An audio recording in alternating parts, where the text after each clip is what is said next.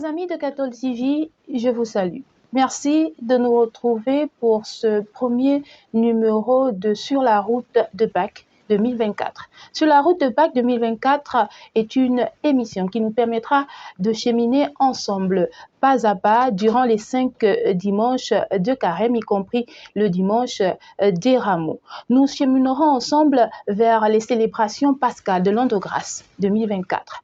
Pour ce premier numéro, nous recevons l'abbé Serge Patrick Mabikassa en sa qualité de prêtre de l'archidiocèse de Libreville, de vicaire dominicain à la paroisse Saint-Pierre de Libreville, mais surtout de directeur de la Maison catholique des médias. Mon père, bonsoir. Bonsoir, Michela. Merci. Et bonsoir à vous, chers amis utilisateurs de Cathol TV Gabon. Merci de nous accompagner pour ce premier numéro de Sur la route de Pâques 2024. Merci pour l'initiative et nous sommes tout à fait ouverts pour cheminer ensemble en ce temps de carême. Avec vous, aujourd'hui, mon père, nous allons décrypter le message du Saint-Père pour le carême 2024 et revenir aussi sur l'homélie de son Excellence Monseigneur Jean-Patrick Ibaba, archevêque métropolitain de Libreville, une homélie donnée lors de la messe des cendres le mercredi 14 février dernier à la cathédrale Notre-Dame de l'Assomption de Sainte-Marie. Oui, à l'occasion donc de cette, un peu tous les ans, le pape François ou les papes, l'un après l'autre, se donnent de délivrer un message avec un thème pour le temps de carême. Et donc ce message du pape François a pour thème, à travers le désert, Dieu nous guide vers la liberté. Et on peut s'interroger grandement sur la question de la liberté, à la mesure où Dieu, qui libère son peuple de l'esclavage d'Égypte, se donne, une fois arrivé au Sinaï, donne les 10 commandements, mais qui sont là des paroles véritablement pour vivre dans la liberté, pour sortir du péché et se donner, de par la vie de la liberté, de témoigner de son appartenance à Dieu. Et justement, le pape, dans ce texte, il parle de parfum de la liberté. Pourquoi, selon vous, le pape insiste sur le mot liberté dans le contexte mondial actuel? Il faut dire que le péché et le Christ Jésus va revenir sur la notion de péché en identifiant la lèpre qui donne d'être exclu de la communauté. Et on est pleinement libre que lorsque sa conscience, la conscience ne pèse pas, et elle nous donne de vivre dans cette liberté des enfants de Dieu, qui est une espèce d'exil, d'exode autant pour moi, c'est-à-dire de sortie du péché pour entrer dans la voie de la liberté, qu'est la grâce. Et donc le pape, dans ce message, évoque beaucoup la question de la liberté, et on est libre que lorsque on est loin du péché, lorsque on se coupe du péché. Dans ce même texte, le pape dit « Il est temps d'agir ». Et durant le carême, agir, c'est aussi s'arrêter de prier. Quel commentaire vous faites par rapport à ces deux images du pape qui paraissent contradictoires? Il parle d'agir, mais agir, c'est aussi s'arrêter. S'arrêter pour prier, non pas s'arrêter de prier, parce que les 3 maîtres mots du temps de carême sont prière, partage et pénitence. Et nous devons nous arrêter pour entrer dans cette voie de grâce, et donc c'est important de s'arrêter.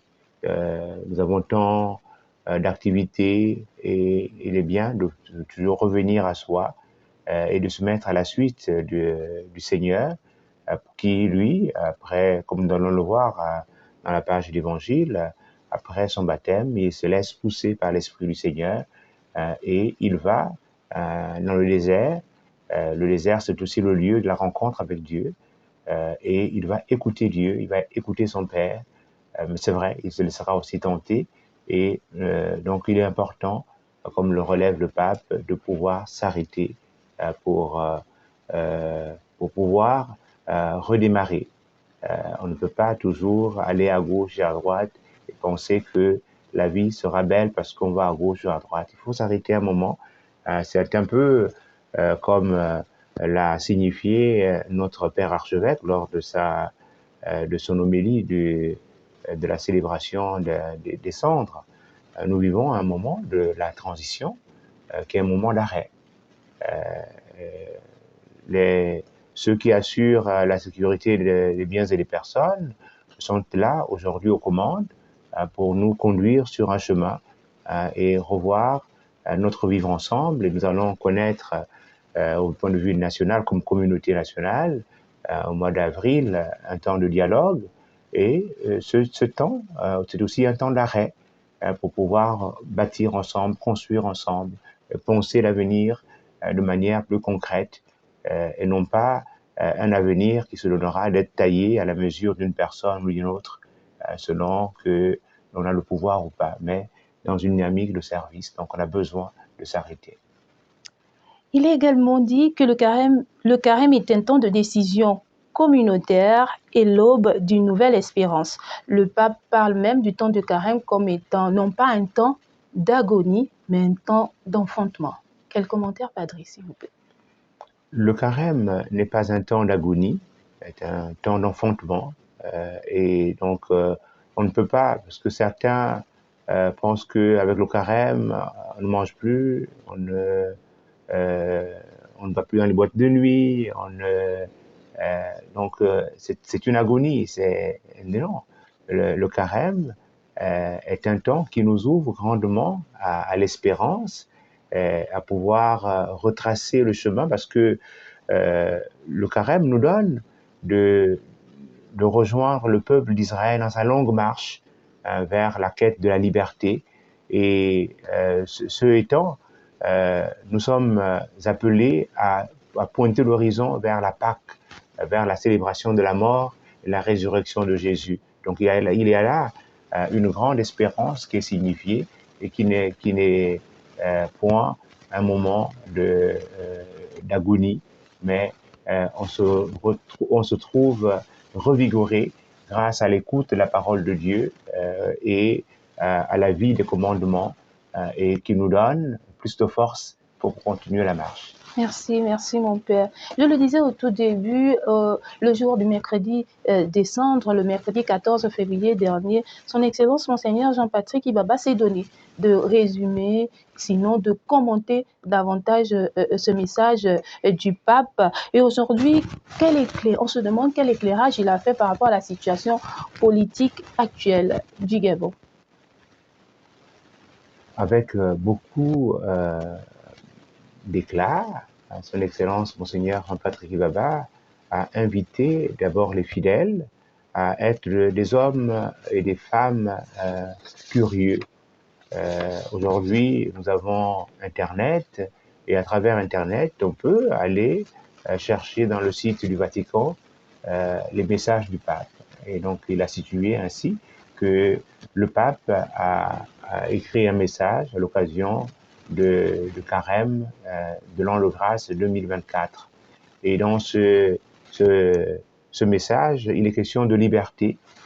Et nous aussi, nous sommes un peuple en marche et en quête de liberté. Nous devons sauvegarder cette liberté qui nous a été acquise par le CTRI pour ce qui est de la vie de notre pays, le Gabon, donc depuis le 30 août dernier.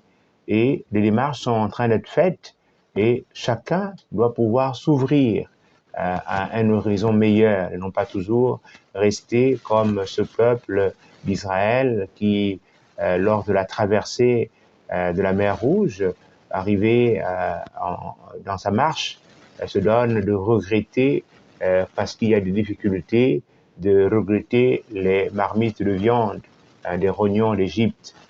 Il faut pouvoir entrer dans une voie nouvelle pour construire ensemble un Gabon nouveau. Il a beaucoup insisté sur ce Gabon nouveau et chacun doit apporter sa contribution pour la construction de cet édifice qu'est notre pays, qui se doit d'être renouvelé. Et donc ce temps de carême, a-t-il souligné, devrait être un temps privilégié pour chacun d'entre nous pour pouvoir avancer. Et la finalité n'est pas le carême. La finalité, c'est la résurrection.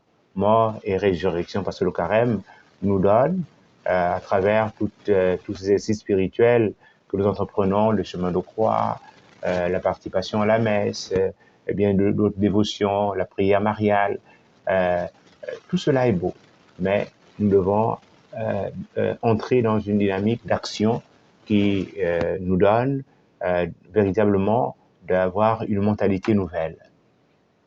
Merci, merci mon père. Dans quelques heures, le dimanche 18 février 2024, ce sera le premier dimanche de carême. Et justement, l'évangile selon saint Marc nous fera le récit de la tentation de Jésus au désert. Et à la veille justement de ce dimanche, premier dimanche de carême, quel message aujourd'hui vous pouvez donner à nos téléspectateurs pour justement leur permettre de rentrer sereinement, déjà de se préparer à ce premier dimanche de carême? Tiens, pour ce qui est du dimanche premier dimanche de carême, les textes sont d'une grande richesse. Vous avez évoqué l'évangile de Marc que nous allons proclamer dimanche, mais il y a d'abord ce beau récit de Noé. Noé, et voire même Dieu, après le déluge, se donne de ne plus punir l'humanité à ce point. Donc, il fait alliance avec son peuple. Et le temps de carême est le temps de la redécouverte de l'alliance avec Dieu. Et c'est cette alliance avec Dieu, mais aussi avec notre semblable, qui doit rythmer notre existence. Et nous méditons les tentations du Christ, la conversion et la bonne nouvelle qui est annoncée. Et tout cela porte sur la dynamique du baptême, qui est une nouvelle vie, une nouvelle existence. Et donc, ce premier dimanche, appelé traditionnellement le dimanche de la tentation, même si dans le texte de Marc que nous allons entendre, on ne verra pas le récit de Jésus qui est porté sur la montagne ou sur le point central du temple et à qui Satan dit « procerne-toi ». Mais toutefois, il est relevé que Jésus, poussé au désert après son baptême, il est tenté par Satan et il y a les anges qui le servaient.